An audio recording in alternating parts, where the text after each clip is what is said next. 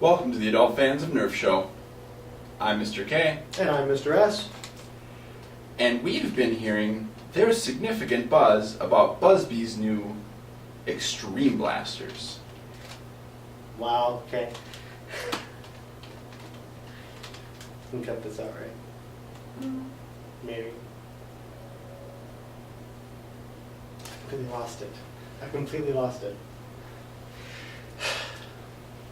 Do it again. Welcome to the Adult Fans of Nerf Show. I'm Mr. K. And I'm Mr. S. And we've heard that there's significant buzz about BuzzBee's new line of Extreme Blasters. That's right, the BuzzBee Extreme Blasters. It's kind of their take on the Elite, so their version of an Elite line.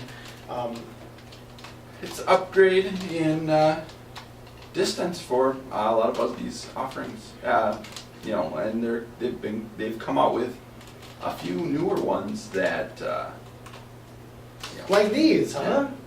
Well, actually, these are more. I would say these are reimaginings of blasters they've offered in the past. I don't think these are exact copies. But They're pretty much standard BuzzBee fare. I mean, yeah. Look and feel a little bit more designed for the smaller kids. I think all of these are like ages 5 and up, I believe. Yeah, something like that. But yeah, they are pretty interesting. Part of the Extreme line is besides these two guys. We'll touch on these more in a second here. They have the Extreme Rangemaster And the Extreme Panther. And the thing about the Extreme Rangemaster and Panther is that they haven't actually gotten an upgrade in distance. They're basically the same distance, but using the Extreme darts, which are pretty similar to what was originally offered with the Rangemaster anyway. I would say they're a little bit softer. A little bit more softer, but they are more rigid foam. Like if you have a Rangemaster, you know what we're talking about with the more dense foam darts compared to your standard BuzzBee darts, which are really squishy. These are a bit heftier.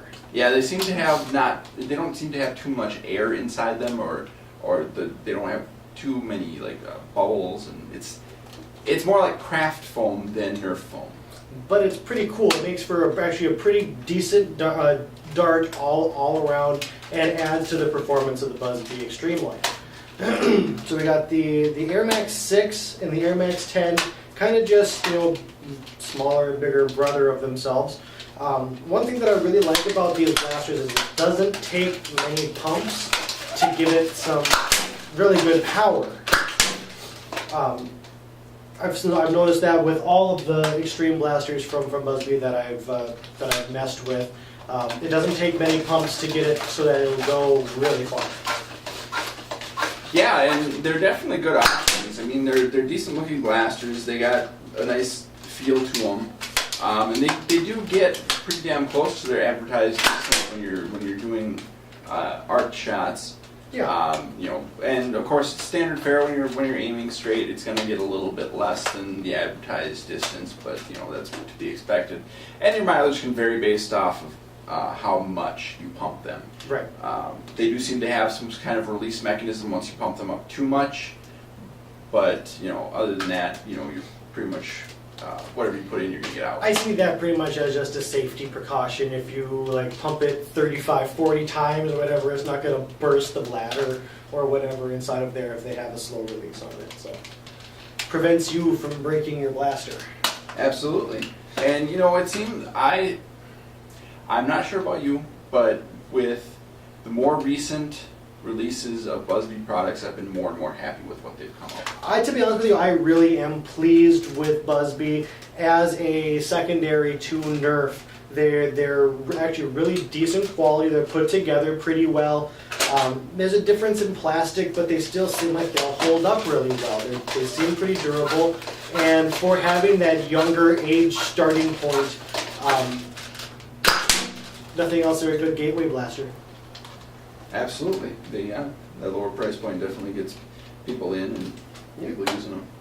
And they're fun. I mean, I've seen people use BuzzBee stuff in wars just as much as Nerf, so they're no slouch. Yes. Oh, it makes a good thud. Yes. What else can we say about them? See, that was just like 2 pumps, and it hit the window. But no, I like them. I like them. I've always been a big fan of the Panther. For its size, this thing packs a wallop. Even just a couple of little pumps, and I mean that thing hauls. It's good. It's really short on the handle though, so this I would get this for my little nephew who's like 4, because it's good enough hand size for that, and it pumps really easily. So Panther is really cool. I like it a lot. But it hasn't been changed. Still advertised 45 feet on the box, so that's what I'm assuming it'll hit close to. Rangemaster is really cool. You want to talk about the Rangemaster a little bit? Well, we have touched on it in a little bit in a previous episode, but the extreme version hasn't been changed at all. Was it advertised at 60 feet before? I don't recall. I know it was a pretty decent distance. I want to say that it was the same distance. It's still pretty cool. Absolutely. It's the same thing. They didn't even really change the color on it. No, they could have done some things to upgrade, put dart storage on there like you were saying earlier. I would like these dart storage, because especially with a single shot, where are you going to put the rest of your rounds? You're only going to fire one dart in the whole war? I don't think so. Just kind of pooped it out there. Yeah, you kind of got to pump that one a little bit more. A couple more times maybe. No, this is becoming my favorite way to rock the Rangemaster, is just strip down, pew pew. Pew pew bolt action rifle. Pew, pew. Yeah, exactly. I like it. I don't know. So yeah, that's pretty much the BuzzBee Extreme line. It's BuzzBee. It's cool.